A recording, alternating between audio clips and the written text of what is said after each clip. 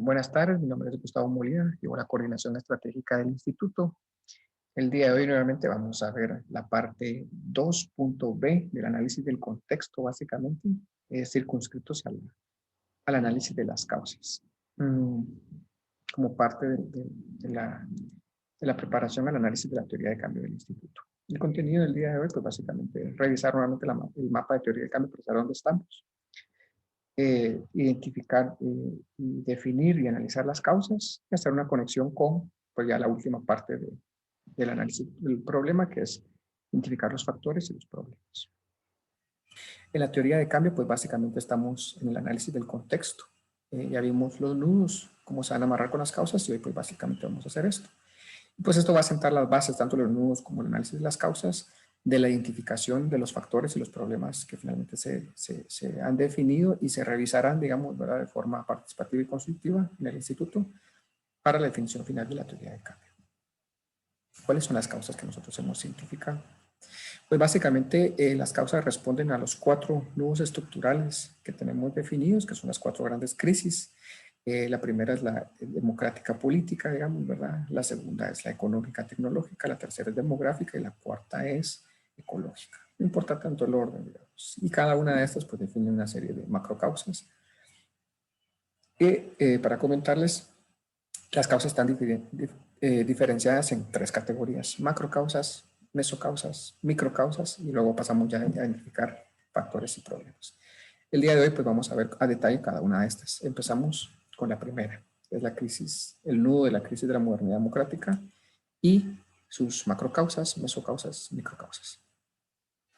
Para empezar, la primera macrocausa identificada es en la crisis de la modernidad, la crisis democrática de la modernidad neoliberal.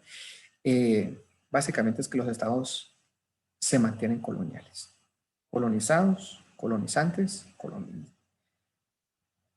colonizadores, digamos, ¿verdad?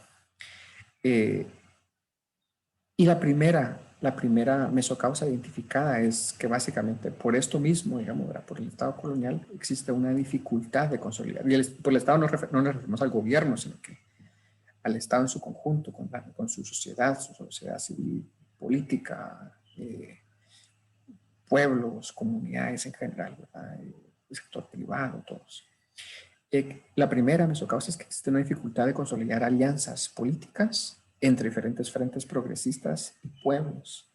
Y eso se puede ver efectivamente pues, desde hace ya un tiempo en la fragmentación, no solo que tiene la izquierda, sino que la izquierda que se vuelve particularmente racista, digamos, o sea, digámoslo así, una izquierda o una socialdemocracia, digamos, partidista, o un centro partidista, centro derecha, incluso partidista, que está enmarcada, digamos, en un proyecto moderno, colonial, y que no tiene ningún interés de discutir, digamos, como sus bases de articulación, sus proyectos políticos, con proyectos de pueblos, políticos o no, proyectos políticos o no.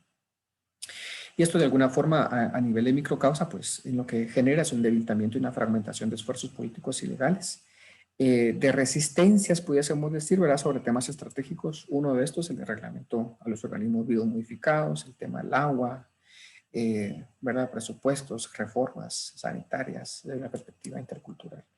Y básicamente pues una pérdida de espacios y de oportunidades de interacción, no solo por los protagonismos, sino realmente por la ideología colonial, digamos, que sustenta los proyectos socialdemócratas y de izquierda en el país. No refiriéndonos a la totalidad, digamos, ¿verdad?, de la dinámica partidaria, pero sí a una buena mayoría. Una siguiente mesocausa es una aplicación de una institucionalidad intercultural colonial, y básicamente aquí nos referimos a varias microcausas. Una es de que efectivamente hay, por ejemplo, programas de asistencia alimentaria, nutricional o inclusive de fertilizantes, pudiésemos decir, ¿verdad?, para apoyo cuando sucede el hambre, cuando hay crisis alimentarias, ¿verdad?, para apoyo con productos o semillas agroindustriales genéticamente modificadas que vienen de el Fondo Mundial, el Programa Mundial de Alimentos, ahí de la FAO.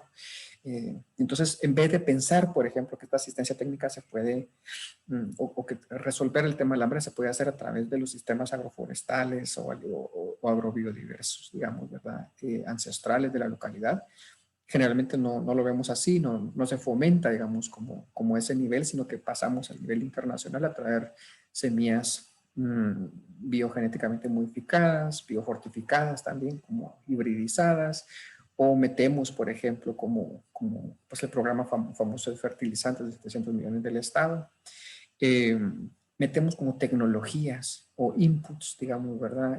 Servicios y bienes que son exclusivamente occidentales y pues básicamente delegamos todo lo que es propio de la agrobiodiversidad y las prácticas ancestrales a un lado. A pesar de que son programas asistenciales con buenos motivos, pudiesen decir algunas personas en la función pública. Una segunda es las instituciones interculturales del Estado que cooptan la participación de los pueblos desde una falsa representación de la voz y de espacios de consulta y decisión. Y pues ahí no vamos a mencionar instituciones concretas, pero hay instituciones dentro del Estado, digamos, ¿verdad? Que se que dicen, digamos, representar como intereses de los pueblos indígenas, que aparentemente son conquistas, digamos, ¿verdad? Pero poco a poco han ido como fungiendo roles de tergiversación, digamos, ¿verdad? De la voz, del espacio de consulta y de decisión, y que termina pues de alguna forma como subsubiendo, digamos, procesos culturales dentro de una lógica occidental de Estado, que además está en un proceso de captura y cooptación, ¿verdad? O sea, ahí lo atraviesa ahí el poder y el dinero particularmente a estas instituciones. Tercero, hay una definición de programas asistenciales, en este caso como que es de prioridad para el instituto en temas sanitarios exclusivamente clínicos, por ejemplo, digamos, dependientes de tecnologías y productos químicos occidentales, y que por lo tanto, obviamente, para el tema del COVID, por ejemplo, que es una emergencia sanitaria, o para cualquier otra emergencia o necesidad de asistencia sanitaria, pues no pensamos nuevamente los recursos terapéuticos ancestrales disponibles en las plantas medicinales, en el tratamiento del autocuidado propio que tienen las poblaciones mayas o inclusive toda la población de Guatemala, pues no se piensa en eso, sino que siempre se piensa, al igual que con las semillas, traer insumos altamente tecnológicos, farmacéuticos, que están nuevamente relacionadas a cadenas de valor internacionales, globales, particularmente de producción farmacéutica. Tanto la producción de semillas como la farmacéutica, digamos, generalmente está bajo el monopolio de grandes corporaciones transnacionales. Una de estas es Bayer, por ejemplo. Y la cuarta, pues, es estrategias de pertinencia intercultural, digamos, en este caso en salud, pero no exclusivamente. Uno pudiese pensar en muchos otros sectores en donde básicamente se promueven servicios totalmente occidentales que tratan de subsumir la práctica ancestral desde una pertinencia intercultural, digamos. ¿Y qué es esta pertinencia intercultural? Pues el caso de educación es básicamente, como les comentaba anteriormente en el otro video, es dar servicios educativos totalmente occidentales, borrando la historia de los pueblos, digamos, ¿verdad? O como en un idioma maya, ¿verdad? O sea, simplemente es traducir un contenido totalmente occidental y colonial a un idioma maya. En el caso de salud, pues es lo mismo, esa pertinencia intercultural. En el mejor de los casos es aplicar una cesárea con procesos, digamos, occidentales e instrumentos, cuando probablemente inclusive a veces ni cesárea se necesitaba, colocando a las mujeres ahí en estas camas, digamos, que son obviamente de mayor comodidad para el médico que hace la operación, y básicamente haciendo toda una violencia obstétrica, por ejemplo, en los procedimientos, pero no obstante se dice que es pertinente porque a la persona, en este caso a la mujer, se le trató en su propio idioma, se le va a dar su recuperación en salud a través de un caldito de gallina, por ejemplo, digamos, ¿verdad? O tal vez inclusive se puso algunos tejidos, digamos, propios de la localidad para que le diera como un ambiente más familiarizado al establecimiento, al lugar donde se le iba a hacer la operación, que en el caso de México, por ejemplo, ponen hamacas, digamos, ¿verdad? Pero sí, pero hamacas después de que hicieron toda una intervención quirúrgica mega super occidentalizada, a veces no necesaria, sin tomar en consideración en ningún momento, digamos, ¿verdad? Como prácticas o recursos terapéuticos que a veces son como alternativas, digamos, ¿verdad? Por no decir de soporte, digamos. Entonces, en el caso de la aplicación de la institucionalidad intercultural colonial, en el caso de la tercera mesocausa, vemos los marcos institucionales y políticos legales predominantemente occidentales, que a veces son inclusive antipluralistas, digamos, ¿verdad? Entonces, eso tiene que ver ya con modificaciones a el marco de arreglos institucionales, que pueden ser leyes, normas, reglamentos, códigos, etcétera, ¿verdad? Y aquí vamos a nivel de microcausas, se van a priorizar, pues, esto, ¿verdad? La definición de programas de extensión, o sea, un marco institucional es un programa como tal, ¿verdad? Y en este caso, programas de extensión asistenciales, productivos, en este caso alimentarios, con tecnologías, conocimientos y semillas de alta dependencia petroquímica privada, ¿verdad? ¿Qué quiere decir esto? De que efectivamente el marco institucional de trabajo de la agricultura familiar, digamos que la que queremos como proponer, va a través de programas de extensión del monocultivo, ¿verdad?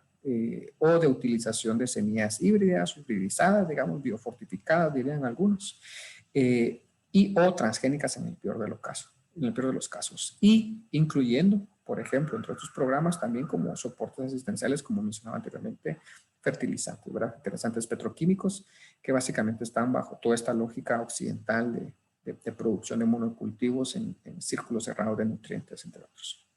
2, definición de programas educativos productivos con conocimientos y tecnologías exclusivamente occidentales. O sea, ya no solo la extensión, sino que también vamos a dar educación, digamos, para la producción en el ENCA, en el ICTA, en el MAGA, en la USAC, ¿verdad? En las Escuelas Nacionales de Agricultura, entre las CENAS, perdón.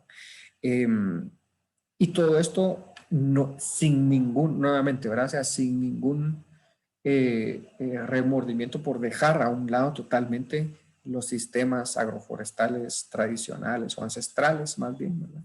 Ni los conocimientos ni las prácticas. No, absolutamente no. Se agarra a toda la población campesina, rural, que sea posible, que le interese la agricultura y se le hace con una reconversión ideológica, técnica, metodológica a partir de estos programas educativos. Lo mismo sucede en educación, en salud, etcétera. Definición de programas educativos e investigación en salud, que es el siguiente tema. Nuevamente va con conocimientos y tecnologías occidentales. Ahí están las EN, que son las Escuelas Nacionales de Enfermería, el CUM, el INCAP, y todas las otras instituciones que se dedican, por ejemplo, que una cantidad de atoles, por ejemplo, que se utilizan desde la cultura. Ah, no, tenemos que hacer un atol nosotros mismos.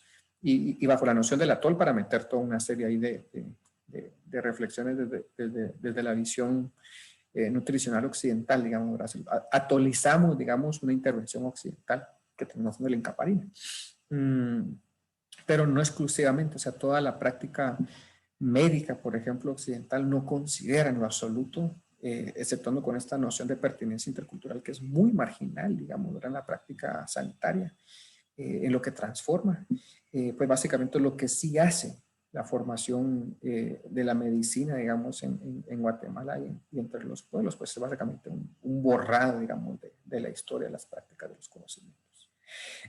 Inclusive se llega a carnetizar, por ejemplo, ¿verdad? A comadronas, a entrenar comadronas, por ejemplo, es una edición de preparación de atención al parto, por ejemplo, ginecostetra, o la identificación que no quiere decir que no hay posibilidad, sí, de hacer ciertos intercambios, pero esa es otra visión, o sea, de intercambiar conocimientos es una visión distinta a formar desde y para nuestro interés exclusivo y único, digamos, ¿verdad? Porque los conocimientos de las comadronas no los vamos a integrar nosotros, entonces no hay intercambio, o sea, simplemente es de una vía, digamos, que lo hace. Y si la comadrona pasa el examen, entonces se carnetiza, o sea, ya hay una aprobación desde el Estado colonial, digamos, ¿verdad? Que te puede practicar su vocación ancestral, que no tiene sentido, pero bueno, ese es un marco institucional intercultural, digamos, ¿verdad? Pero generalmente antipluralista. Y finalmente el impulso de políticas, por ejemplo, alimentarias, agrarias o inclusive sanitarias occidentales desde organismos internacionales coloniales. Nos referimos aquí a políticas de la OPS, la OMS, del Programa Mundial de Alimentos, de la FAO, que por más que tengan una buena voluntad, es muy poca la preparación que tienen estos equipos técnicos en temas de interculturalidad, digamos, ¿verdad? Generalmente podrán tener muchísima experiencia, muchísima capacidad técnica, digamos, ¿verdad? Pero existe un marco, digamos, como racista, colonial, que impide a muchas de estas instituciones trabajar en un ámbito de pares con un conocimiento que no sea el occidental, o sea, que no sea la epidemiología y la vigilancia, digamos, epidemiológica y la atención clínica ultramedicalizada, digamos, ¿verdad? Propia del occidentalismo. Es bien difícil las intervenciones en donde de estos organismos en donde se respeta, digamos, como una visión verdaderamente horizontalizada, digamos, de atención de recursos terapéuticos ancestrales propios, digamos, de las culturas. Y aunque sí hayan algunas intervenciones interculturales, realmente es al margen, o sea, es marginal versus la totalidad de lo que se hace. Y efectivamente, bueno, hay una cuarta mesocausa que podemos identificar aquí, que también es una rearticulación de las alianzas criminales, políticas, religiosas, militares y económicas de carácter nacional y conservadoras, pero también coloniales. O sea, esta rearticulación, digamos, de una alianza política, religiosa, militar, económica, pues está en el seno de lo que fue el proyecto colonizador en todos los países, en Guatemala no incluyendo, ¿verdad? O sea, es una alianza que está pactada desde la colonia, digamos, ¿verdad? Que se rearticula ahorita en esta era moderna contemporánea y que básicamente no la atraviesa únicamente la noción del capitalismo, o sea, del pueblo, o sea, lo atraviesa una noción particularmente colonial, o sea, con todos estos valores, digamos, de la modernidad occidental y su iluminación, digamos, ¿verdad? Científica, económica, social, que acarrea, digamos, ¿verdad? Que sí tiene como un valor el individualismo neoliberal, capitalista, pero no exclusivamente, o sea, no es lo único, también viene con el patriarcado, con el racismo, con lo anticologista, ¿verdad? O sea, está todo esto que nosotros ya habíamos mencionado dentro de la matriz colonial del poder. Esta alianza se rearticula a partir de estos valores, al menos desde una perspectiva más ideológica, axiológica, o sea, de valores. Y esto, pues, como repercusión, digamos, hacia una microcausa, pues podemos identificar que hay una criminalización sistemática. Esto no tiene que ver con la corrupción, con la cooptación, o sea, se dan cuenta de la diferencia que vamos a hacer inclusive con la corrupción y la cooptación, o sea, aquí hay una criminalización sistemática, tanto desde lo público, pero también desde lo privado, contra defensores de derechos, ¿verdad? Derechos ambientales, derechos de mujeres, derechos de los pueblos, digamos, ¿verdad? Así como una criminalización hacia líderes políticos, particularmente líderes campesinos, digamos, ¿verdad?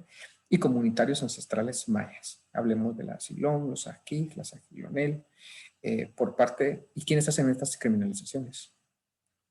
Desde la parte privada, las iglesias. Las iglesias están haciendo una discriminación severa, radical, probablemente más fuerte que la del Estado.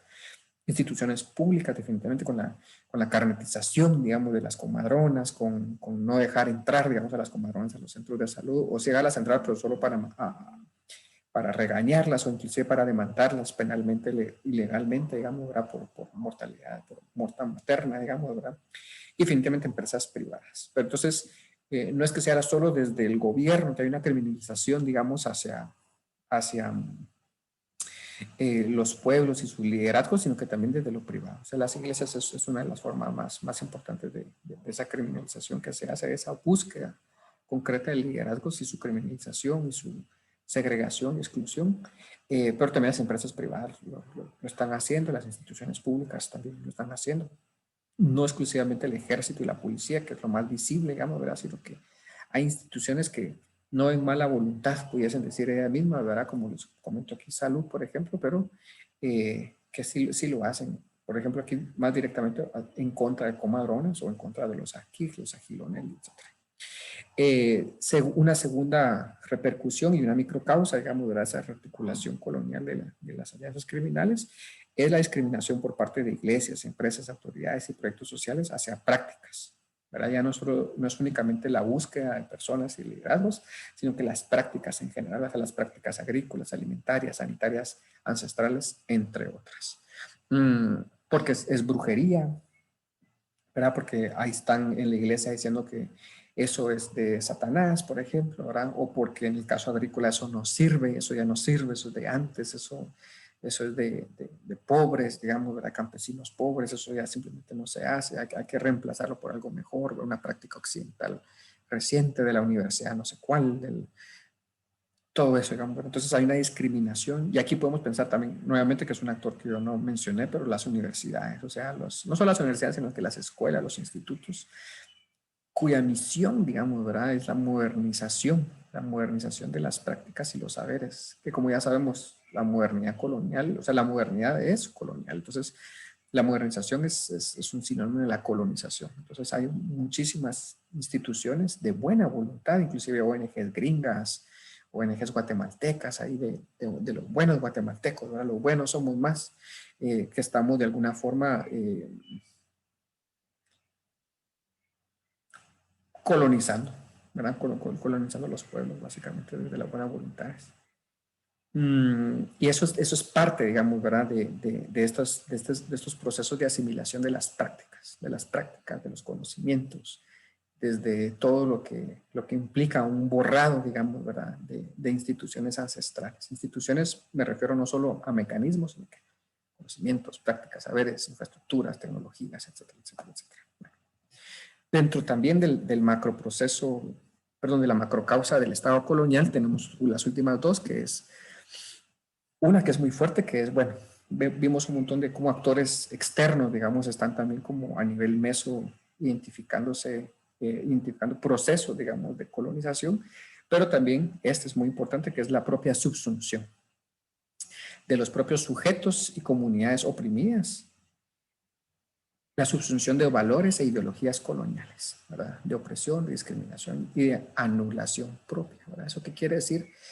Esa es aquella fotita en donde la colonización ya no es que alguien te pone la pistola, sino que ya la colonialidad ya es uno mismo, ¿verdad? Como diciendo, no, yo no, ya no quiero ser campesino, por ejemplo, ya no quiero ser, que tampoco es que hay que romantizar, digamos, tampoco las condiciones de ser campesino, que es una vida bastante dura, pero no es eso lo que estamos discutiendo ahorita, es que es más como, es anular, digamos, como la matriz civilizatoria cultural que le da sentido, digamos, a la reproducción de la vida desde las nociones de un pueblo, desde los pueblos mayas, pero pueblos concretos del Quiché, el Cachiquel, el Sotujil, en el caso de Sololá, digamos, ¿verdad? Entonces hay una subsunción también propia, y aquí no estamos hablando nuevamente solo de los pueblos, sino que también del ladino mestizo, por ejemplo, ¿verdad? Que ya estamos, o sea, totalmente toda nuestra reproducción sociocultural, académica, científica, todos estos puntos de la matriz colonial, pues ya se subsumen, ¿verdad? Hasta el consumo mismo reproducimos continuamente, pero también los pueblos mismos de las comunidades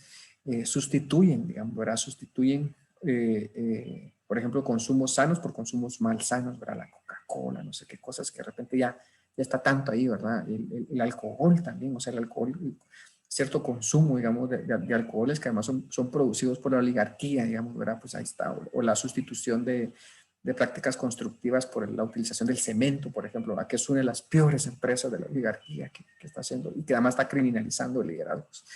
Y eso se subsume, o sea, se asume y se asume como mejor, digamos, ¿verdad? Entonces eso pues también a nivel micro, pues el abandono de la identidad ancestral y sus sistemas de reproducción, o sea, abandono de idiomas, prácticas, conocimientos, vestuarios, instituciones, infraestructuras, tecnologías, ¿verdad? Que ya es un abandono que hasta se reproduce dentro de la misma familia, ¿verdad? Ya no le enseño a la siguiente generación el idioma, etcétera, ¿verdad? Entonces, ya ni siquiera se necesita que alguien esté empujando ese proceso, sino que ya está instalado internamente como un proceso de colonialidad. Y finalmente, la última causa meso es la aprobación de marcos políticos legales. O sea, esto no es corrupción, no es cooptación, o sea, esto es legal, ¿verdad? Aprobación de marcos políticos legales o desregulatorios se incluye ahí, ¿verdad? A favor del control económico de recursos estratégicos. Particularmente energía, agua, suelo, bosques, el tema económico y la salud. ¿A qué nos referimos con eso más puntualmente? Microcausa concreta, legalización hasta el nivel de la Corte de Constitucionalidad de políticas o reglamentos públicos, de estrategias agroindustriales de captura de la biodiversidad agroalimentaria, el reglamento de organismos vivos modificados. O sea, inclusive se lleva la lucha hasta la Corte de Constitucionalidad, y una Corte de Constitucionalidad no la actual, sino que la anterior, que era aliada, digamos, de la sociedad civil, digamos, ¿verdad? Ahí estaban pues, los cuatro, por lo menos los cuatro fuertes que estaban defendiendo las luchas de los pueblos y la sociedad. No, apruebo los organismos modificados, eso sí. Esta Corte Constitucionalidad que estaba luchando contra la corrupción, que estaba luchando contra la cooptación, que estaba luchando contra el crimen organizado, apoyaba a la CICIG, les llega a la mesa organismos biomodificados, pase. Temas mineros, lo detenemos un ratito, pero pase. ¿Me entienden? O sea, sí hay un pacto, es un pacto interno, o sea, es un pacto de la modernidad colonial, o sea, esta Corte de Constitucionalidad, que era en contra de la alianza criminal, sí aprueba, digamos, reglamentos que están destruyendo la agrobiodiversidad, o sea, que es lo más importante. No sé si hay un tema más importante que eso en Guatemala, que el tema de la corrupción. O sea, la agrobiodiversidad está en el pilar del centro de la vida, no solo de Guatemala, sino que la región y del mundo, de la humanidad, la agrobiodiversidad. Y la Corte lo pasó, la Corte aliada, ¿me entiendes? Entonces, no es que ya ni siquiera es este Estado, este pacto colonial, ese Estado colonial, no es un tema de corrupción y cooperación, de que ahí está la oligarquía, el CACIF pasándole dinero y los políticos pasándole dinero. No, no es que le estén pasando dinero, es que es un pacto ideológico, ¿me entienden? Es un pacto que ya está en nuestra modernidad. O sea, nosotros cuando crecimos a estas personas que estaban en esa corte anteriormente, se les creció enseñando que esa modernidad es el progreso, es lo que toca, digamos. Entonces, cuando les tienen la oportunidad de resolver al respecto, resuelven a favor de la modernidad. Una modernidad que es colonial, que destruye las bases de la vida, digamos, ¿verdad? Y de los pueblos. Entonces, legalización hasta el nivel de la corte, pues no de política, la política no se legaliza, pero sí de reglamentos, etc. Tampoco es que la corte legalice, pues es simplemente aprueba, digamos, regula, digamos, sobre un entramado político. Legalización y promoción, segundo, de políticas y reglamentos públicos de regulación o certificación de las prácticas del salud ancestral, como la ley de maternidad, de comadronas. Nuevamente, ¿verdad? O sea, hay ley, por ejemplo, como la ley de comadronas, que tenía también muy buena intencionalidad, y etcétera, pero ¿en qué termina? En carnetizar. En carnetizar comadronas. ¿Quién carnetiza? El ministerio. ¿Verdad? El ministerio tiene que carnetizar comadronas a través de prácticas. Vaya que no están ahorita como aprobando, como haciendo exámenes para ver si usted realmente es comadrona, ¿verdad? O certificar a ver si usted sabe atender un parto complicado, digamos, ¿verdad? O si usted sabe hacer cesáreas. Vaya que no ha llegado hasta ahí, pero pudiese, porque el ministerio es colonial, ¿verdad? Es una institución colonial. Y entonces, pues básicamente hay una promoción de este tipo de reglamentaciones, de leyes, de certificaciones que regulan las prácticas occidentales sobre todas las demás. Pérdida en el poder de la toma de decisiones sobre infraestructura estratégica. Y hablamos aquí este es un marco político, digamos, ¿verdad? Del estado geográfico de obras. Y básicamente las comunidades en algún momento, pues, tenían la oportunidad con la ley de consejos de desarrollo, la ley de centralización, digamos, general del estado de Guatemala. Tenía la oportunidad de decidir sobre su listado geográfico de obras, por lo menos marginalmente. Cada vez ha sido menos, las modificaciones que hacen cada vez es menos, porque ahorita pues, ya es la MUN, es el departamento, y digamos, ya a última instancia del Congreso son los diputados. O sea, los diputados son los que finalmente tienen la última palabra en el estado geográfico de obras. Y básicamente pues hay una pérdida también, hay una legalización, una regulación, una aprobación, digamos, de un marco institucional que va en contra totalmente de las decisiones territoriales comunitarias. Con eso, pues obviamente hay todo un tema de corrupción y cooptación vinculado, pero no exclusivamente. Y finalmente hay una legalización nuevamente, ¿verdad? Hasta nivel de la Corte Constitucional, práctica, reglamentos sobre estrategias extractivistas de captura de recursos estratégicos como el agua, suelo, bosques, etcétera, etcétera, ¿verdad? O sea, no solo es el tema del reglamento de organismos biomodificados, sino que es el tema de la minería, es el tema del desvío de los ríos, etcétera, ¿verdad? Que ya ni siquiera pueden haber entrado desde una visión de desvío, de corrupción y cooptación, pero hay un momento en donde interviene esta matriz colonial en el pensamiento de quienes están tomando decisiones y simplemente lo ven como progreso, ¿verdad? Progreso. Y entonces estas son de las macrocausas a las mesocausas a las microcausas, el análisis de causalidades, digamos, ¿verdad? Que están definidas en la teoría de cambio, de la transición de la crisis de la modernidad democrática y el Estado-nación neoliberal. Vamos a ver ahora la siguiente macrocausa, que es el Estado neoliberal. Y básicamente aquí cada vez es menor, digamos, ¿verdad? No se vayan a asustar. El Estado neoliberal pues tiene dos mesocausas identificadas. La primera es el debilitamiento institucional y continuo y permanente de sectores estratégicos, o sea, el debilitamiento institucional. Y la segunda es la privatización y la tercerización de servicios públicos, tanto a lo privado como a ONGs. Vamos a ver el primero con este debilitamiento institucional, digamos, ¿verdad? ¿A qué nos referimos? Uno, la flexibilización de la carrera administrativa, ¿verdad? Que básicamente tienen que ver con el despido, la contratación del servicio público, de los servidores públicos, ¿verdad? Para pues flexibilizar, o sea, para generar pocos pasivos laborales, etcétera, etcétera. Esa es una visión neoliberal. Segundo, la entrega de la capacidad rectora que tienen las instituciones, ¿verdad? De hacer regulaciones públicas. ¿Cómo se entrega esa capacidad? Constituyendo mecanismos de gobernanza interna entre las instituciones públicas, como juntas directivas o consejos interinos, podemos decir, donde las delegaciones más importantes están asociadas al sector privado, ¿verdad? A las universidades capturadas y a algunos sindicatos capturados, que básicamente son instancias clientelares. Eso quiere decir, por ejemplo, el caso más en todos, o sea, en todos los ministerios está, pero el caso más paradigmático es el ICS, ¿verdad? Que tiene a nivel de su junta, pues está el CACIF ahí metido. En realidad el CACIF está metido en todas las juntas posibles, habidas y por haber, digamos, no digamos de consejos, en donde a veces tienen más o menos poder y deciden efectivamente sobre la capacidad regulatoria y rectora que tenga cualquier institución pública. Este es un mecanismo neoliberal. Tres, políticas monetarias y fiscales que son anticíclicas. Eso quiere decir que cuando hay crisis sociales, por ejemplo, ahora en vez de expandir servicios públicos, los reducen, digamos, para no tener tanto gasto, porque como ya la crisis entró, entonces hay que gastar menos en vez de gastar más, por ejemplo, para apoyar la sociedad. Entonces, políticas monetarias y fiscales anticíclicas y de austeridad, básicamente, cuyos principales objetivos son la estabilidad y el rendimiento macroeconómico, la estabilidad macroeconómica, sobre el desarrollo humano, el desarrollo social. Eso es también un debilitamiento institucional, que es una política neoliberal por excelencia. Y cuarta, que es una que está bastante más, pues que está subrayada, ahora está bastante más relacionada con lo que le compete también al análisis del instituto, que tiene que ver con el estancamiento y la reducción del financiamiento del gasto público social prioritario.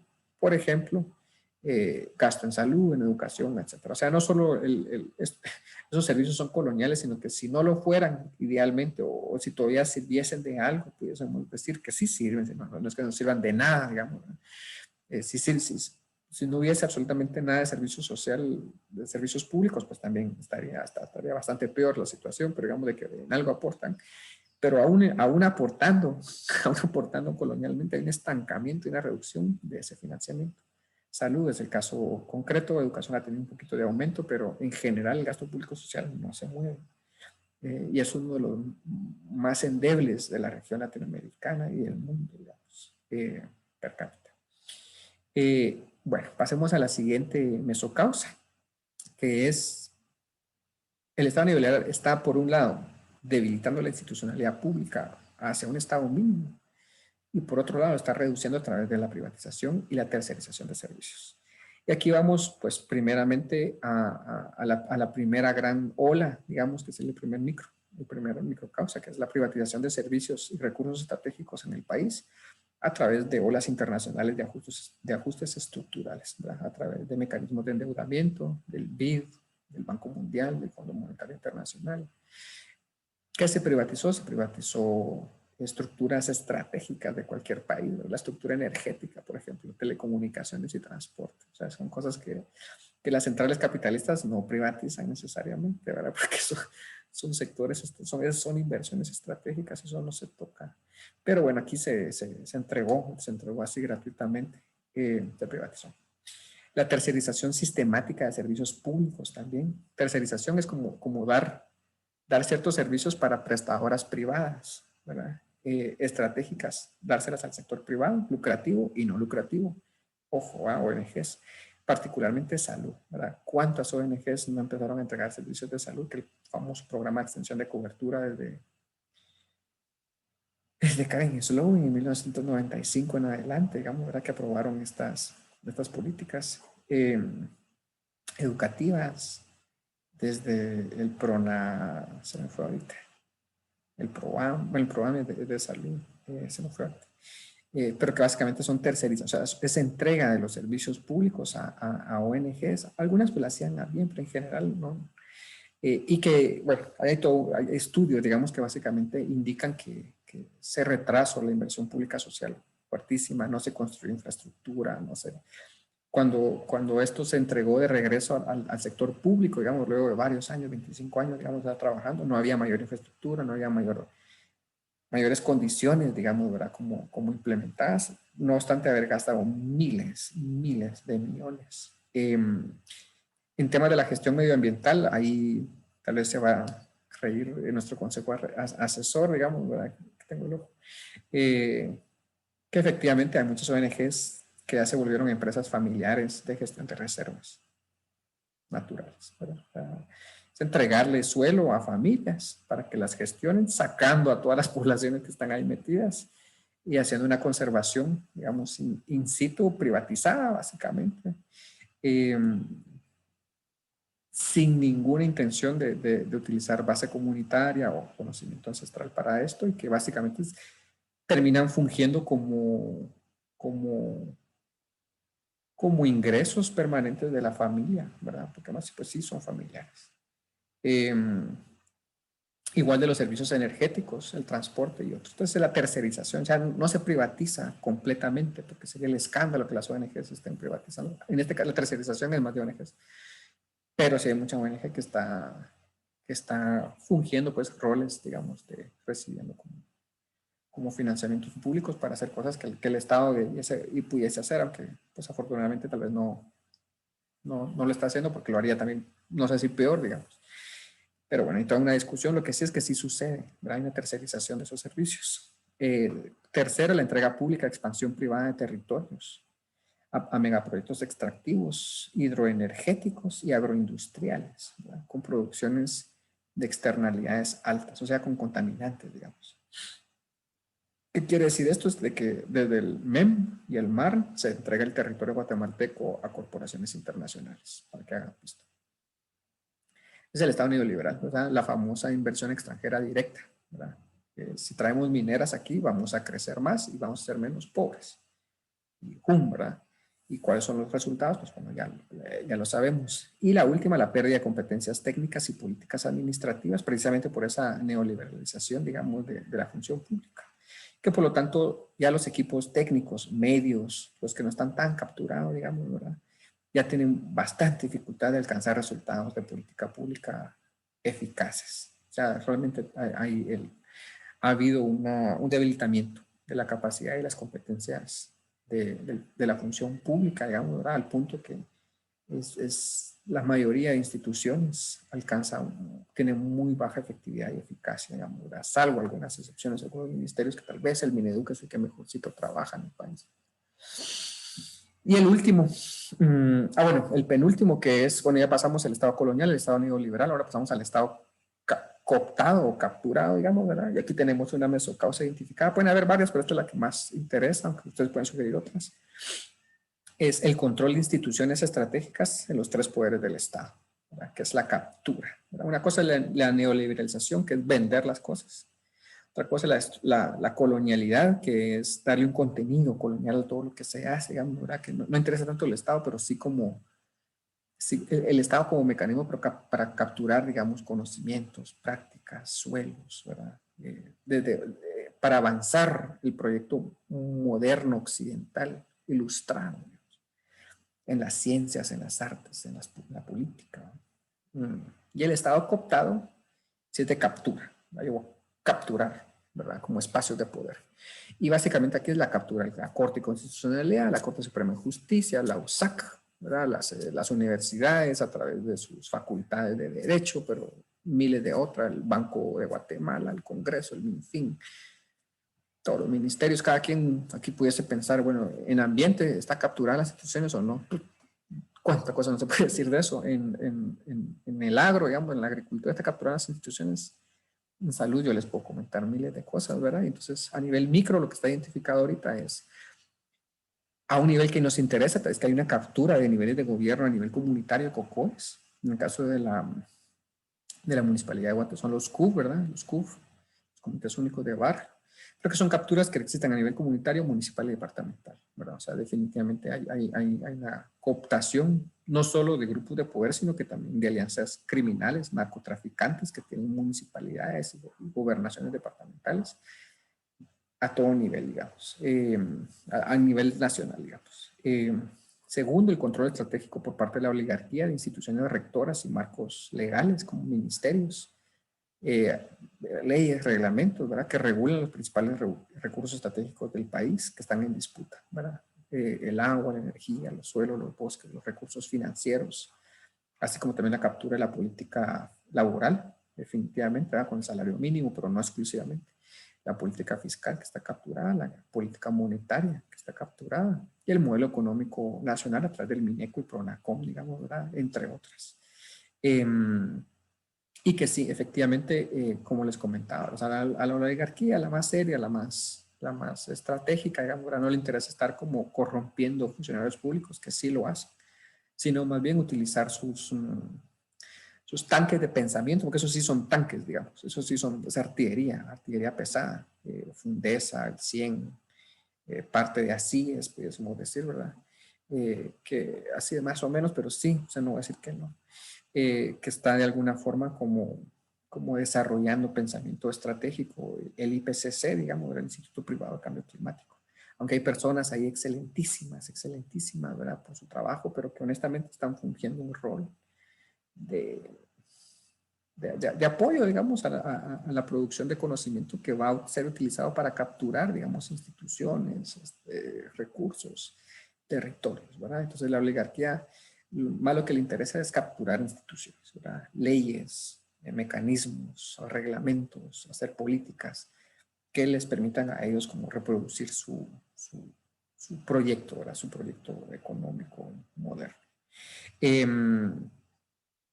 Y la última microcausa identificada es la cooptación sistemática de los tres poderes del Estado, ¿verdad? Que básicamente pues constituye una forma de autocracia, de dictadura, digamos, ¿verdad? Institucional con tintes democráticos, que es, como dice el documental este mexicano, la dictadura perfecta, ¿verdad? Que es con base a cooptaciones, a corrupciones. Hay una dictadura de 70 años del PRI, digamos. En el caso de Guatemala, pues no es que haya un partido político, sino que es una consolidación de fuerzas que ya la vimos, ¿verdad? La oligarquía, las ISIACs, las redes clientelales políticas, la iglesia, el ejército, entre otros.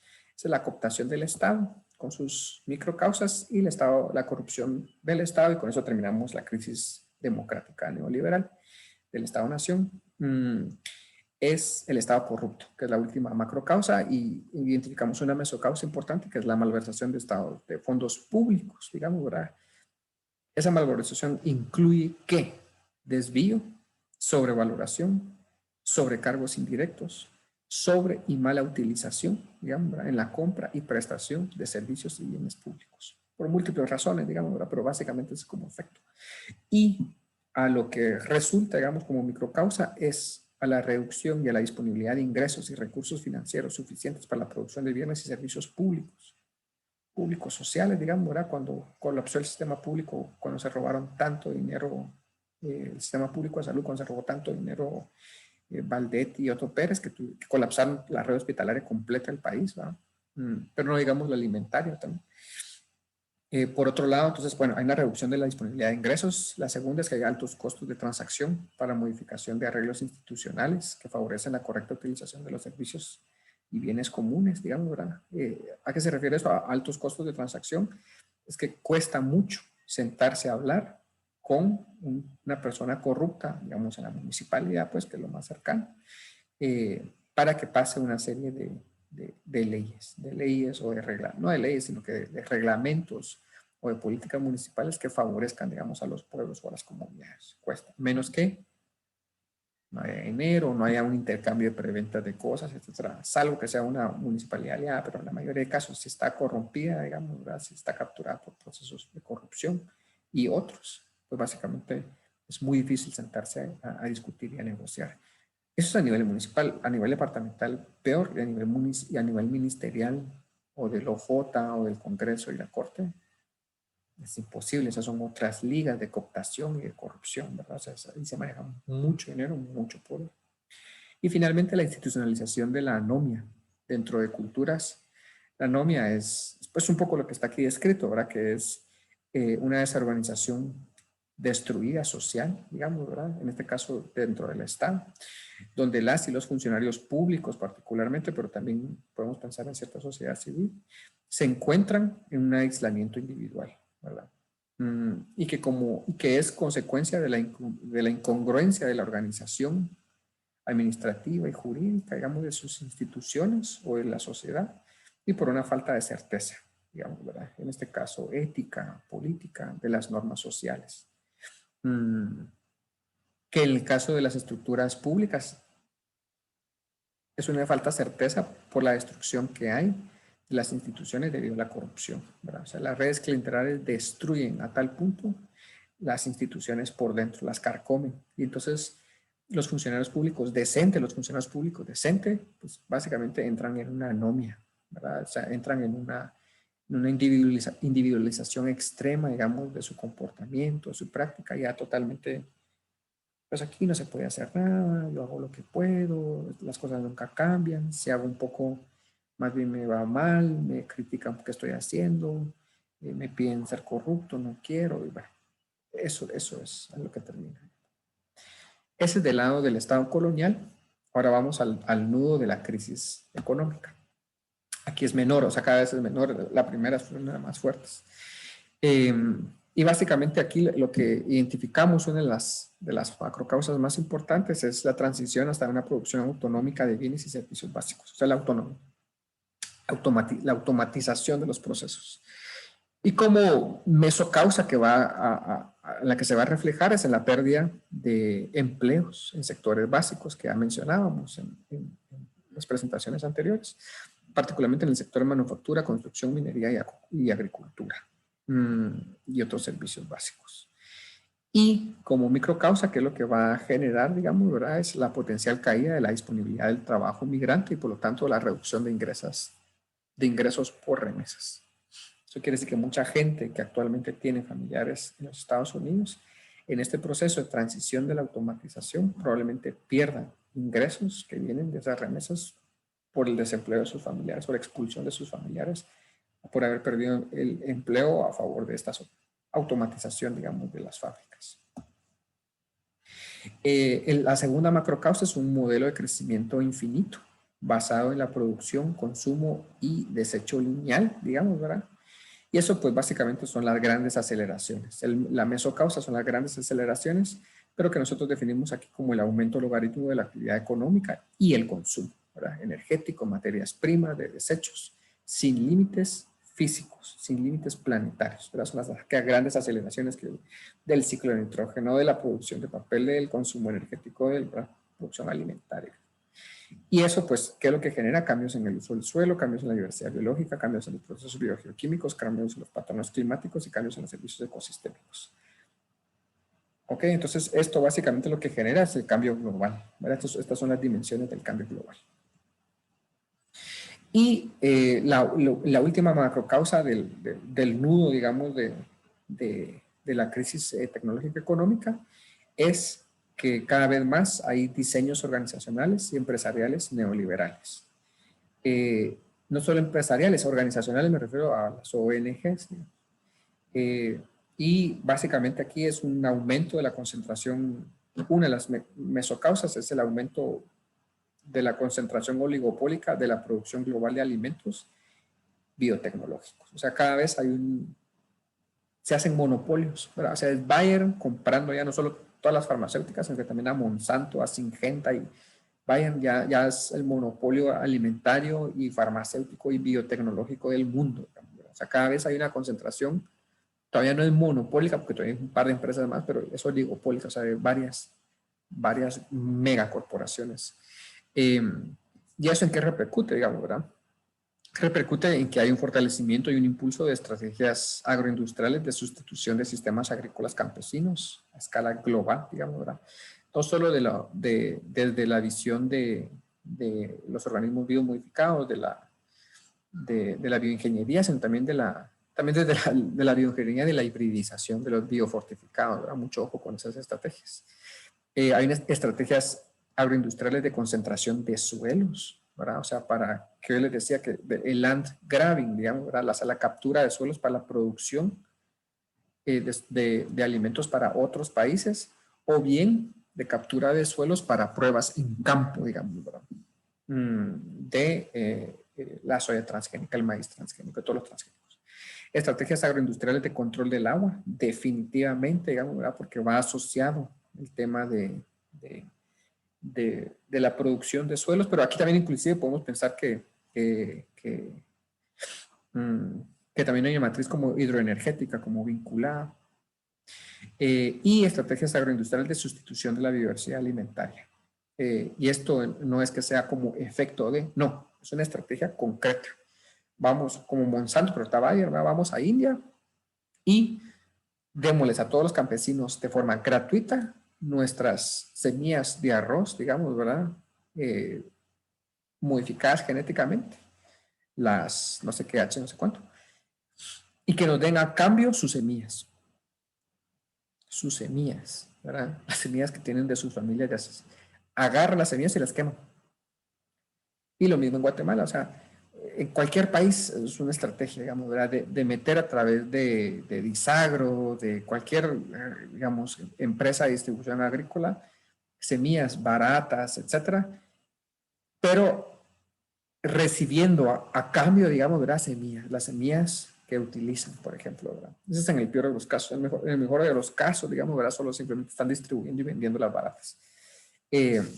Pero con la visión de hacer esa sustitución de la biodiversidad. Igual sucede con Semilla Nueva, por ejemplo, que es una organización aquí en Guatemala, que trabaja biofortificación. Y la misión es reducir el hambre de las personas pobres. Y eso, ¿no? O sea, reducir el hambre y reducir a los niños desnutridos que puedan comer, que sigan comiendo sus tortillas, pero ya biofortificadas. Pero sustituir, o sea, es que eso es lo complicado, ¿verdad? O sea, cómo introducir una estrategia de biofortificación de una semilla cuyo centro de origen es Mesoamérica, que depende de su agrobiodiversidad, digamos, ¿verdad? Que su agrobiodiversidad es la posibilidad de ver hacia el futuro las salidas o las potenciales capacidades de adaptación hacia el cambio climático y venir a tratar de sustituirlo, digamos, ¿verdad? Que alguien va a decir, no, es que una sustitución es como paralelo, pero no es cierto, digamos, ¿verdad? Venir a sustituir como mucha agrobiodiversidad por una sola variedad genética que saber si aguanta todos los climas y todo, pero que sí está fortificada. Pero ojo con la sustitución de la biodiversidad. Segunda causa meso es el aumento de la concentración oligopólica de la producción global de medicamentos y biotecnología médica. O sea, así como hay concentración de alimentos, está la de medicamentos, es del cuidado. Y aquí pues nuevamente va Bayer, pero estrategias corporativas universales globales de extracción y sustitución de conocimientos en salud ancestral para medicalización. O sea, hay un montón de farmacéuticas que vienen a Guatemala en nombre de la interculturalidad, en nombre de la transdisciplina, en nombre de cualquier cosa, a sacar conocimientos para producir medicamentos, medicalizar, básicamente. Entonces, una medicalización es una comodinización, digamos, o sea, es la construcción de un bien, de un commodity en inglés, ¿verdad? De un bien de producción, digamos, occidental a través de conocimientos ancestrales, ¿verdad? No es como para el rescate del conocimiento, sino que para la producción de medicinas, de medicinas. Y en eso hay metido una cantidad de instituciones internacionales, digamos, ¿verdad? La segunda es estrategias corporativas de control de mercado de medicamentos, tecnologías y otros insumos médicos. Es eso que básicamente todo lo que se compra desde el sistema de salud pues está controlado por grandes farmacéuticas. En el caso de Guatemala, distribuidoras como GA Coin, no digamos productoras, pues, ¿verdad? Que también producen. Tercera mesocausa es el aumento de mecanismos de concentración del oligopólicas globales, ¿verdad? O sea, mecanismos de concentración capitalista oligopólica global, que básicamente lo que sí está generando es una tendencia a la reducción del ingreso promedio de la clase media y la clase baja, y un aumento del ingreso promedio de la clase alta, o sea, la desigualdad. Básicamente, en la mayoría de países se está aumentando la desigualdad, y está aumentando la desigualdad por mecanismos de concentración del capital, ¿verdad? A nivel global, no solo en Guatemala. En Guatemala está aumentando la pobreza, está reduciendo, está aumentando la clase media, pero porque hay mucha gente de clase alta que se está volviendo clase media, no porque esté mejorando las condiciones de vida. Y todos somos ahora, está reduciendo la desigualdad, pero porque somos todos más igualmente pobres. O sea, estamos siendo El último estudio indica que somos menos desiguales, pero no porque tengamos más ingresos, sino que todos en general estamos teniendo menos ingresos en general. O sea, hay una pauperización de la sociedad. Pero hay un 1% de la población, en todos los países del mundo, no solo en Guatemala, y particularmente en otros países más que aquí, que está acrecentando sus ingresos, su concentración del capital. Luego está el impulso de políticas empresariales de flexibilización del empleo. Eso, ojo con las ONGs también, ¿verdad? Reducción del pasivo laboral, fragmentaciones salariales, promoción de la informalidad o del subempleo y el traslado de costos fijos, digamos, ¿verdad? Y eso junto con la evasión fiscal, flujos internacionales ilícitos, lavado de tráfico y etcétera, ambos, que son mesocausas, digamos, ¿verdad? Tienen el impacto en aumento de la concentración de la riqueza y también crecimiento de la desigualdad, ¿verdad? Bajo diseños neoliberales. ¿Por qué? Porque básicamente son como ahorros de costos, ¿verdad? Eso de impulsar políticas de flexibilización del empleo es ahorrarnos costos, pero costos que quien lo paga es la clase obrera, es el trabajador, digamos, ¿verdad? En este caso los campesinos, por ejemplo, o sea, todo eso de, en vez de pagar un salario, pagan jornales, digamos, ¿verdad? Y bueno, cosas así que son ya prácticas como normalizadas entre las empresas, etcétera. De regularización, la última, ¿verdad? Y promoción de procesos de producción y consumo capitalistas malsanos, o sea, quitar regulación del mercado para producción de cualquier cosa. Y eso, pues, en lo que termina como microcausa es una promoción de una cultura de producción, pero también de consumo malsano para la salud y para la vida. O sea, ya no solo son las empresas que están produciendo una cultura de destrucción de la vida, sino que también nosotros como consumidores estamos reproduciendo una sociedad de consumos malsanos para la vida y para nosotros mismos. Cada vez que compramos no sé qué, ahí pueden pensar mil cosas. Y todos esos son diseños organizacionales empresariales neoliberales que, ojo, no estamos hablando ya del Estado, estamos hablando de las empresas, ¿verdad? De las tienditas también, incluso, pues, ¿verdad? De cualquier tipo de empresa bienaventurada, inclusive, que puedan decir, ¿verdad? Pero que estaban promoviendo culturas de consumos totalmente innecesarios, malsanos, digamos, ¿verdad? Y que se están produciendo también de forma malsana. Ok. Tercera transición, ya solo falta una más después de esta, que es la crisis demográfica, geográfica. Tiene dos macrocausas. Para empezar, la primera es la transición demográfica. En el caso de Guatemala, sin motor de desarrollo económico y social. ¿En qué repercute eso? En tres mesocausas. La primera es el aumento de la demanda de consumos estratégicos. Como microcausas, ¿a qué nos estamos refiriendo? Con la transición demográfica viene un aumento de la demanda de alimentos. Okay. 30 millones más de personas al 2025. No 30 más, hasta 30 que vamos a hacer en el caso de Guatemala. Aumento de la demanda del agua, definitivamente, digamos, ¿verdad? Aumento de la demanda energética. No solo porque se necesita energía, sino que para consumir, sino porque se necesita energía para producir bienes de consumo. Y demanda de servicios, en este caso públicos, pero también privados, puede decir, o comunitarios. Una mayor demanda de servicios de salud, una mayor demanda de servicios de educación, una mayor demanda del trabajo, entre otros. Entonces la transición demográfica trae un incremento de demanda de consumos estratégicos, ¿verdad? Alimento, agua, energía, pero también salud, educación, trabajo. Entre los que pensamos que estos están los más importantes. Dos, hay un aumento de la presión antropogénica, o sea, de la presión humana, digamos, ¿verdad? Y también un aumento de la competencia productiva sobre recursos estratégicos, energía, agua y alimentos. Sobre eso es lo que más principalmente van a haber mayores problemas y presiones. Arriba está aumento del consumo, abajo está aumento de la producción, ¿verdad? Entonces, y esa producción es presión antropogénica, pero también competencia. ¿Sobre qué microcausas va a impactar esto? Particularmente, o sea, no es todo, pero lo que más nos interesa. Por un lado, cuando la transición demográfica en términos productivos y de competencia que va a haber entre las personas, una de las cosas que hay que ver es que va a haber fragmentación de la tenencia de la tierra campesina familiar. Cada vez que hay más personas que nacen dentro de una familia, es más la separación de las tierras que se hace entre cada hija e hijo. Y hasta ahorita no sé si solo hijo, la mayoría de casos. Pero hay una fragmentación, hay una microparcelación, digamos, ¿verdad? De las tierras que en algún momento se vuelven en tamaños insuficientes para mantener familias, digamos, ¿verdad? O familias realmente pequeñas, si no es que de 1 o 2 personas, pues para de contar. 2, expansión de la frontera agrícola campesina, ¿verdad? Como estamos hablando de la transición demográfica, ojo, no estoy hablando de las empresas propiamente, porque hablamos de las empresas anteriormente. Esto es una dinámica más poblacional, ¿verdad? Que va a traer efectivamente la transición demográfica, una expansión de la frontera agrícola campesina, porque se necesitan más personas, producir sus propios alimentos para el consumo, ¿verdad? Y que puede impactar una mayor demanda de suelos y una sobreutilización de suelos, definitivamente. También va a implicar sustitución de bosques por uso de suelo, energía y urbanizaciones, porque también las personas van a necesitar, como está esa transición urbana que les comentaba, ¿verdad?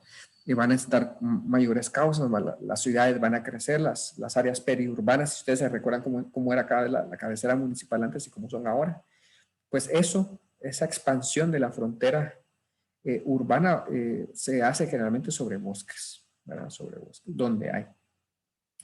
Y obviamente hay una siguiente, ¿verdad? Una expansión de la frontera urbana no planificada en temas de lo que eso implica en temas de la entrega de servicios. Un aumento de demanda de la extracción no regulada del agua, ¿verdad? O sea, meter pozos por donde quepa, no solo de la extracción y la demanda, sino que también de su desecho, ¿verdad? Que cada vez, por ejemplo, en el lago de Atitlán, mientras más gente haya y más hoteleros haya y más crezcan, y las municipalidades pues simplemente no regulen cómo se desecha el agua, pues todos, digamos, se conectan a donde puedan, ¿verdad? Ya sea hacia el subsuelo, hacia el lago, hacia cualquier lado, pero finalmente todo está conectado, como es una cuenca, ¿verdad? Todo está conectado hacia el lago. Y eso pues si hay problemas ahorita, pues va a ser peor porque cada vez hay más población, digamos, ¿verdad? Si eso no está controlado, regulado, aumento de conflictos territoriales no solo entre corporaciones y comunidades, sino que entre localidades, entre comunidades, entre diferentes pueblos, pero también entre los mismos pueblos, por agua, suelos y bosques. Este es el caso de la pelea que hay en Totonicapán por los bosques, digamos, de 48 cantones, que pues ya trataron de matar o por lo menos amedrentar, digamos, a Lucía Ixú, a Andrea Ixú, que estaban haciendo pues unas caminatas sobre el bosque y que hay gente que básicamente pues quiere talar, pues. Y no es gente necesariamente de otras empresas, me podría decir que sí, que no, pero el punto es de que no va a ser un tema solo de empresas, la presión también va a venir desde niveles comunitarios, precisamente porque se comparten recursos en cierto momento. Y aumento de conflictos transnacionales, eso es definitivamente, digamos, se le dice locales porque es de lo global a lo local, por el agua, por el alimento y la energía, ¿verdad? Mesoamérica particularmente es objetivo por ser centro de origen en el caso alimentario, ¿verdad? Pero, pues bueno, vale la pena pues, volverlo a resaltar, aunque ya se mencionó tantas veces, ¿verdad? Que efectivamente van a haber intervenciones internacionales o de la oligarquía nacional por los recursos estratégicos. Digamos, del agua, con el caso del megacolector, de las reservas forestales que le quieren entrar a la reserva maya, digamos, ¿verdad? De la biosfera maya, a todas las reservas privadas les quieren entrar, las comunitarias también, a todos los ríos los están desviando, donde todos los bosques donde todavía hay posibilidad de tener bosque, están metiendo palma africana y efectivamente los 5 grandes frentes de deforestación del país pues no son comunitarios, digamos, ¿verdad? Sino que son de grandes empresas. O sea, eso sí, definitivamente es cierto. Pero no quiere decir que no haya deforestación tampoco o peleas intercomunitarias, digamos, ¿verdad? Por agua, etc. De ahí aumento la demanda y trabajo de alternativas y generación de ingresos. Bueno, aumento la demanda del trabajo y de alternativa de generación de ingresos. Eso quiere decir de que con la transición demográfica va a haber un aumento de la demanda por trabajo, particularmente de la población joven, ¿verdad? Y va a haber poca oferta, porque en general el país no genera empleo, o sea, no genera tampoco mucho empleo, o sea, lo genera muy especializado, muy concentrado y urbanizado, digamos, ¿verdad? Y eso también puede implicar, digamos, una transferencia de la juventud rural hacia el urbano, con riesgos a insertarse en estructuras del crimen organizado urbano, digamos, ¿verdad? Por lo menos en las áreas urbanas o periurbanas, digamos particularmente el área metropolitana, pero no exclusivamente, porque los corredores de narcotráfico pues, son amplios, digamos, en el país. Y finalmente, la otra macro causa es la migración, ¿verdad? O sea, no solo la transición demográfica, sino que la migración rural-urbana, digamos, ¿verdad? Ya sea por necesidad, por expulsión económica, por expulsión ecológica, digamos, ¿verdad? O por violencia. Y como una mesocausa identificada, pues está el aumento no planificado de demanda de bienes y servicios públicos, entre esos la educación, la vivienda, la salud, etcétera, ¿verdad? Como una microcausa, como un efecto de la mesocausa, pues hay déficit de vivienda, segregación socioespacial de la desigualdad, digamos, en los territorios urbanos, déficit de servicios públicos, de salud, de educación. O sea, cada vez hay más personas, menos inversión pública en salud, menos infraestructura y cada vez más personas, no solo más personas, sino más personas yéndose a territorios urbanos. Y en donde, pues, si no hay una planificación, igual se precariza, digamos, las condiciones de esa migración rural-urbana. Y llegamos a la última transición, que es la ecológica, con sus macrocausas y sus efectos. En este caso hay tres macrocausas importantes, que es el modelo económico insostenible, digamos, ¿verdad? Con sus relaciones de consumo, producción y reproducción, pudiésemos decir. Dos, una macrocausa de esta crisis ecológica es el crecimiento poblacional humano, pero asociado a patrones de consumo y estilos de vida capitalistas malsanos, que ya medio que lo habíamos mencionado anteriormente. Y tres es la crisis de valores de la sociedad moderna colonial, ¿verdad? Que son valores antiecológicos totalmente, que favorecen la producción y el crecimiento infinito sobre la sostenibilidad, digamos, y la resiliencia ecológica. Aquí la única diferencia que quiero hacer es por eso es que hay una columna ahí entre el macro y meso, es de que no es que haya una relación una relación directa entre las mesos y las macro. En general, en toda la teoría de cambio no es así. Hay muchas macro, inclusive de diferentes transiciones que afectan todas, digamos, ¿verdad?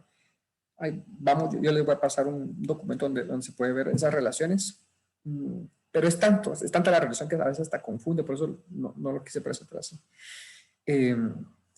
Pero en este caso es bien difícil poder decir esta causa meso depende de esta causa macro. No, en general todas todas las meso dependen de todas las macro. No hay una línea tan clara, divisoria, digamos, ¿verdad?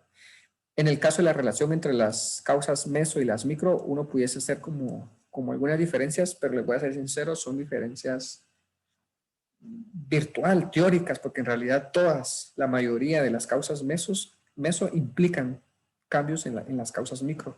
Igual sucede con todas las diapositivas anteriores, a mí se me olvidó hacer esa aclaración, digamos, ¿verdad? No es que haya un corte preciso entre, esta produce esta, no.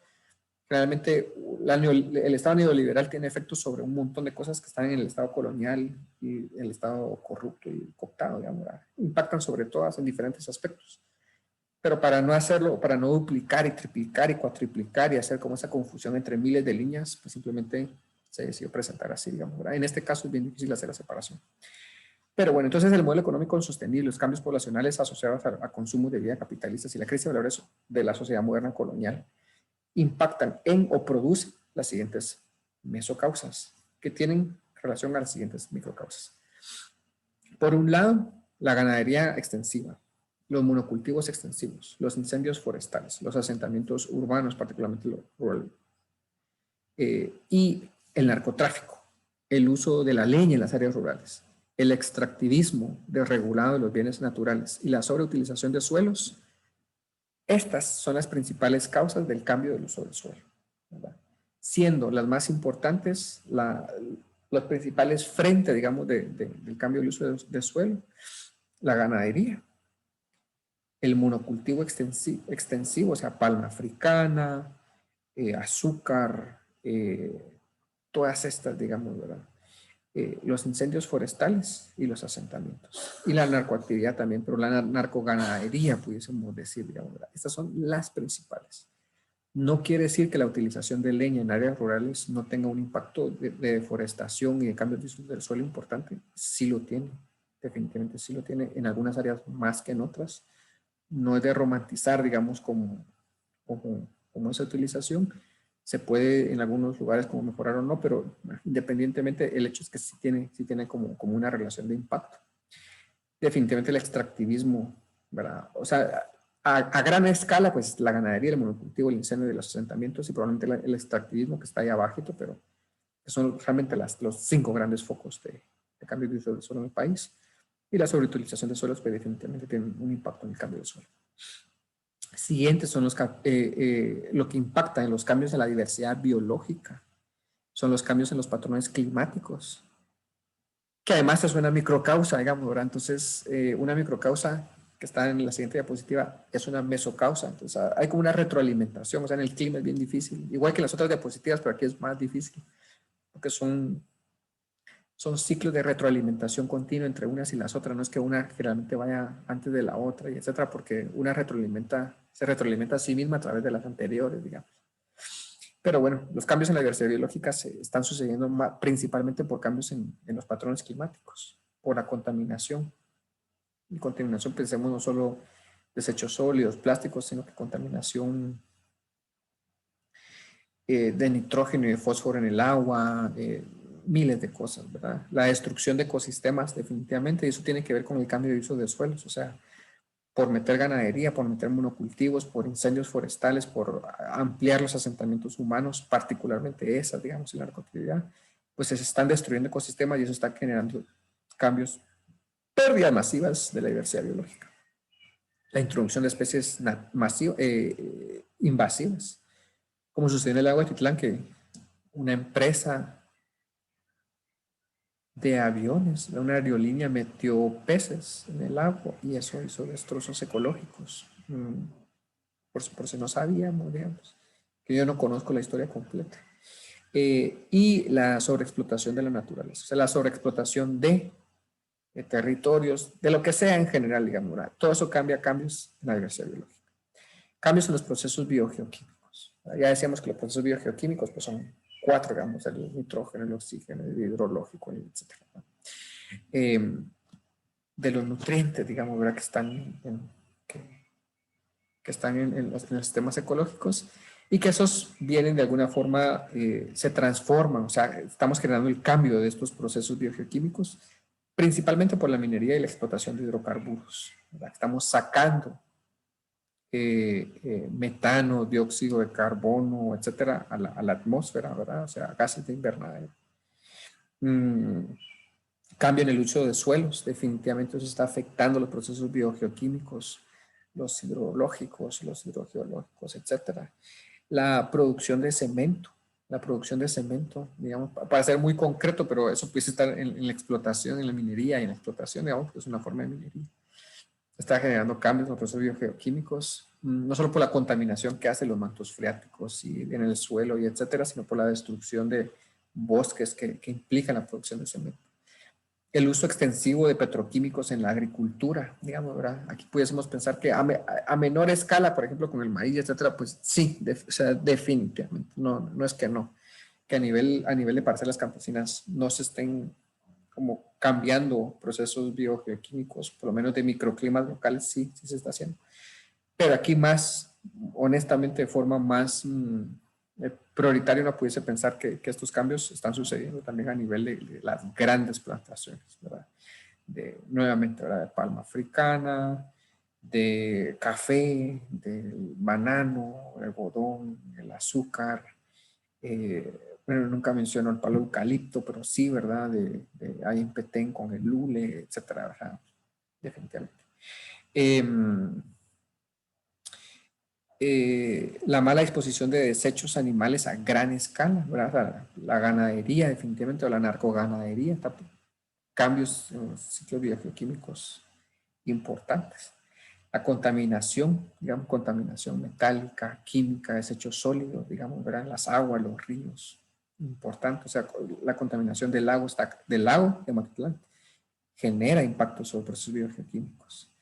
Y obviamente la emisión de contaminantes atmosféricos, que uno pudiese pensar por el transporte, por aerosoles, por etcétera, por la producción industrial de producción de la cerveza, por ejemplo, ¿verdad? El tráfico en el área metropolitana y todo, etcétera. En relación al modelo económico, bueno, perdón.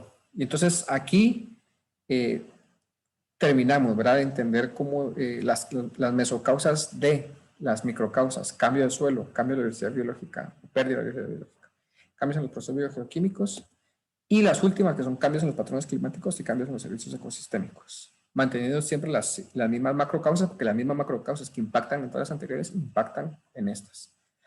Y aquí las mesocausas también están diferenciadas, pero no es que sea una exactamente la que divide a la otra, pero bueno. En el caso de cambios a los patrones climáticos, de las causas más importantes tiene que ver el crecimiento de la producción, o sea, las grandes aceleraciones que mirábamos en la presentación anterior, cambios en la producción y en el consumo, ambos insostenibles de bienes y servicios con una alta huella ecológica.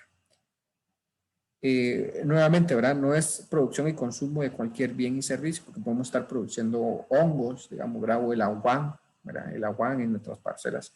Eso no tiene una alta huella ecológica. Lo que sí tiene una alta huella ecológica es el cemento, ¿verdad? Es el block, ¿verdad? Entonces, consumir casas de block a través de su construcción, sí. Consumir cualquier cosa que de tecnologías, esta laptop, por ejemplo, a comprar esta laptop, ¿verdad? Tienen una alta huella ecológica. Muchos de los procesos de consumo actuales, digamos, están subsumidos internamente, internalizados en la cadena de producción y consumo moderna, causan, digamos, como bienes insostenibles, causan una insostenibilidad, digamos, y directamente a la microcausa, pues el cambio climático. La explotación, producción y consumo de combustibles fósiles, definitivamente, ¿verdad? O sea, sacar gases de invernadero a la atmósfera, metano, dióxido de carbono, la deforestación. Y nuevamente aquí podemos pensar nuevamente que los 5 grandes frentes de deforestación son la ganadería, la sustitución por minería, por por la agroindustria, etcétera, pero también uno puede pensar que eso es en el cambio más del clima completamente global, digamos, ¿verdad? Pero nuevamente, ojo, digamos que estoy haciendo mucho énfasis en esto, es de que también hay microclimas de la propia cuenca, ¿verdad? En sectores de diferentes municipalidades. La deforestación local, por temas de leña, por temas de el aumento poblacional, etcétera, va a cambiar patrones climáticos locales, definitivamente, digamos, o sea, o va a impactar por lo menos en algunos ciclos biogeoquímicos locales, hidrológicos como mínimo. Entonces, no hay que perder de vista eso, digamos, porque va a impactar, digamos, o sea, queramos o no queramos, o no nos guste, que sea, si tiene, o sea, hay relaciones, pues hay relaciones que no se pueden evitar o obviar. Incremento de la agricultura monointensiva petroquímica, particularmente, ¿verdad? O sea, producir las grandes plantaciones de monocultivo utilizando petroquímicos es la forma perfecta para influenciar, digamos, en el cambio climático, precisamente por la utilización de nitrógeno. El incremento de la producción pecuaria intensiva, estamos hablando de narcoganadería, particularmente en Guatemala. Y la explotación minera, particularmente, y sale nuevamente el cemento. El cemento, si no mal recuerdo, pues aporta al 2% de la contaminación de dióxido de carbono en la atmósfera, si no es que estoy mal, o por lo menos el cambio climático. Pero la explotación minera, particularmente el cemento, es uno de los determinantes y causas de la microcausa cambio climático. Y luego para los cambios en los servicios ecosistémicos, que es la disponibilidad del agua, la disponibilidad de los suelos, lo que es frutas, mieles silvestres, frutas silvestres, plantas medicinales, estos servicios ecosistémicos, digamos, ¿verdad? Que generan cambios en eso, pérdida de eso. Nuevamente, el cambio del uso del suelo, la agricultura y la producción pecuaria. O sea, eso es sustituir bosques, sustituir como ecosistemas pequeños por agricultura y producción pecuaria genera cambios en los servicios ecosistémicos. Desvío de ríos, ¿verdad? Y otras fuentes de agua, como quieren desviar el lago de Atitlán, como quieren desviar los ríos, digamos, de Totonicapán y San Marcos para que lo hacen ya, digamos, ahora que se desvían una cantidad de ríos en el país. No solo desvío de ríos, sino que extracción del agua, ¿verdad? De ríos, lagos, lagunas y otros para hidroeléctricas, para el megacolector, para la extracción de ríos, no solo su desviación, sino la extracción de su corriente para su caudal, digamos, ¿verdad? Para fincas, ¿verdad? Para fincas, para las camaroneras, por ejemplo, ¿verdad? Entonces, en este caso no tanto, pero puede ser que sí, en caso de Guatemala. Bueno, extracción de ríos, la sobreexplotación, nuevamente, la sobreexplotación de suelos, bosques, de la pesca, que casi no hablamos nosotros en el caso de Guatemala. La introducción de especies invasivas, La contaminación, nuevamente, ¿verdad? De ecosistemas y fuentes de agua. Eso definitivamente. La introducción de especies invasivas definitivamente destruye servicios ecosistémicos. Pero otra muy importante es la contaminación del suelo y el agua por procesos de eutrofización, que básicamente es nitrógeno y fósforo, es una sobrecarga de nutrientes de nitrógeno y fósforo que están habilitados, digamos, de forma natural en los ecosistemas, pero que una introducción masiva a eso a través de fertilizantes, a través de pesticidas, a través de aceites o sustancias jabonosas, etcétera, ¿verdad? Definitivamente produce procesos de contaminación, particularmente de las fuentes de agua, pero también de los suelos, que cambian los servicios ecosistémicos disponibles, digamos, a una localidad. Y el cambio climático, digamos, ¿verdad? Que retroalimenta los cambios en los servicios ecosistémicos. Por eso sería entonces el análisis de los nudos con sus macrocausas, mesocausas y microcausas. Las pueden revisar a detalle, pueden hacer aportaciones. Para todas las otras diapositivas, en todas, pues básicamente vamos a hacer aportaciones. Aquí simplemente es una exposición de estas presentaciones que las van a tener ustedes a la mano para que las puedan leer a detalle y hacer como observaciones y lo vamos a ir como modificando. Pero bueno, aquí también la exposición de esta presentación. Y de lo que nos va a servir es pues básicamente para esto, ¿verdad? Vamos a ver del lado del análisis, que es lo que estamos haciendo ahorita, la metaestructura, la colonialidad y la colonización y cómo eso genera causas, ¿verdad? De largo plazo, que son las que vimos ahorita. Bueno, generan transiciones, ¿verdad? Generan transiciones de la modernidad colonial, generan nudos, ¿verdad? Nudos, la metaestructura la metaestructura que es la colonialidad y la colonización, nudos que son como estas grandes transiciones. Estas grandes transiciones generan entonces causas macro, meso, micro. Y que aquí pues estamos viendo, no todas, estamos empezando a ver desde las causas mesos, después causas micro, digamos, ¿verdad? Que ambas son como de largo plazo. Y luego factores, que es lo que vamos a ver más adelante, y los problemas, ¿verdad? Entonces vamos a ver desde la visión del análisis de izquierda a derecha, ¿verdad? Cómo las metaestructuras generan como causas macro, meso, micro, que nosotros decimos aquí causas directas, ¿verdad? Esas tienen repercusiones en los factores que vamos a priorizar, digamos, ¿verdad? Y en las problemáticas que se van a definir. Y luego a partir de eso la teoría de cambio va a jalar desde esa problemática hacia atrás propuestas y soluciones de acción, ¿verdad? De investigación, acción, información en el corto plazo, mediano plazo, largo plazo, ¿verdad? Y particularmente desde la teoría de cambio, en cambios de conocimiento y capacidades, en cambios de comportamientos, en cambios institucionales, en cambios estructurales, ojalá, digamos, ¿verdad? Pero básicamente eso es lo que estamos tratando de construir ahorita. La siguiente sesión es la sesión de estos últimos dos dimensiones que ven ahí de factores y problemas, que ya es realmente nuestro mayor interés aplicado a Solola, digamos, ¿verdad? Que es un poco lo que nos interesa como terminar de identificar. Pero ahorita entonces con esta presentación terminamos el análisis del contexto y pues podemos pasar ya seguramente o con más seguridad, digamos, ¿verdad? Al análisis de factores y de problemas. Muchas gracias.